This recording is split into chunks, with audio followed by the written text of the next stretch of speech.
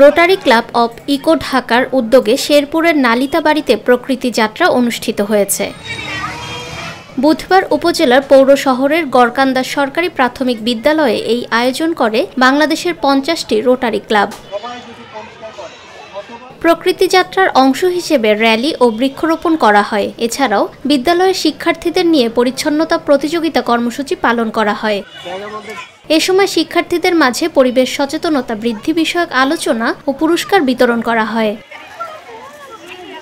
এই কর্মসূচিতে প্রকৃতি যাত্রার প্রকল্প প্রধান Saiful Islam Shamim, Rotary club of Dhaka পূর্বাশার প্রেসিডেন্ট আহাবুল হাসান নূপু, ক্লাবের সদস্য M A Raihan, Rotary club of গাজীপুরের প্রেসিডেন্ট জাহাঙ্গীর কবির সহ গড়কান্দা সরকারি প্রাথমিক বিদ্যালয়ের শিক্ষকবৃন্দ ও শিক্ষার্থীরা উপস্থিত ছিলেন। রোটারি পরিবেশ সচেতনতায় বাংলাদেশে প্রকৃতি যাত্রার উদ্যোগ নিয়েছে। এরই ধারাবাহিকতায় 18তম জেলা হিসেবে শেরপুরের নালিতাবাড়িতে এই আয়োজন করা হয়। এছাড়াও প্রকৃতি যাত্রার অংশ হিসেবে বুধবার বিকালে নাকুগাঁও সরকারি প্রাথমিক বিদ্যালয় প্রাঙ্গণে বিষমুক্ত প্রাকৃতিক চাষাবাদে আগ্রহী করতে কৃষকদের নিয়ে কৃষক সভার আয়োজন করা হয়েছে।